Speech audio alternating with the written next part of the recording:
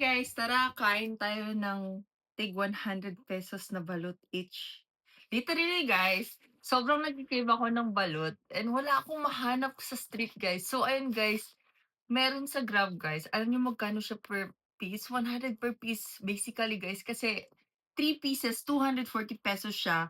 Tapos given pa na may delivery free pa na ₱110 dito sa akin. Tapos dalawang order yung in-order ko, bale 6 pieces lahat.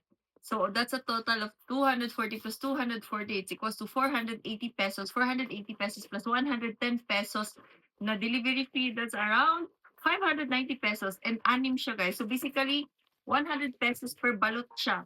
₱100 per ₱100 per egg siya guys. So basically, it's here guys. I'm telling you, here's the receipt guys. Tingnan nyo. Like, I was so shocked. Dito guys sa resibo, ayan, 210, isang penoy, isang balot. Tapos, tingnan yung balot guys.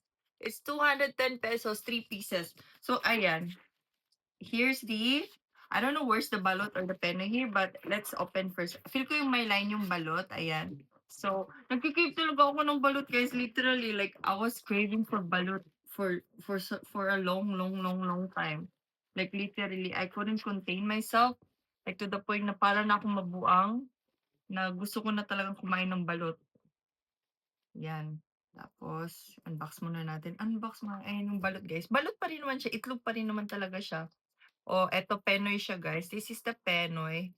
Kunin ko yung balot muna. Gusto ko kasi talaga yung balot, guys. Gusto ko nilamlam yung sabaw niya. Ito yung balot.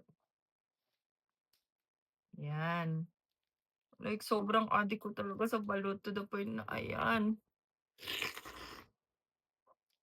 Hindi ko talaga kaya na hindi kumain ng balot. Ayan. Tapos, lagyan natin ng suka. Kasi wala sa streets, guys. I was looking, wala talaga. What can I do? Masarap na sauce niya, pang barbecue na sauce. Mas gusto ko yung manghang. Sana. Yan. Hintayin natin yung sisiu. Like, ₱100 to ha per egg. Kung marunong lang sana akong gumawa, 'di ba? Yan.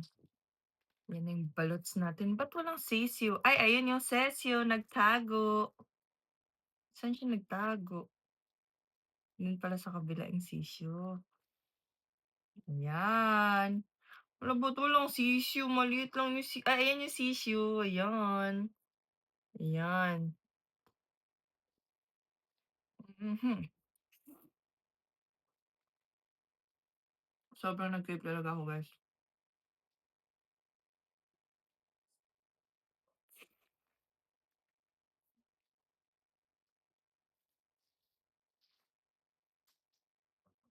Sobrang sarap. Oh my God.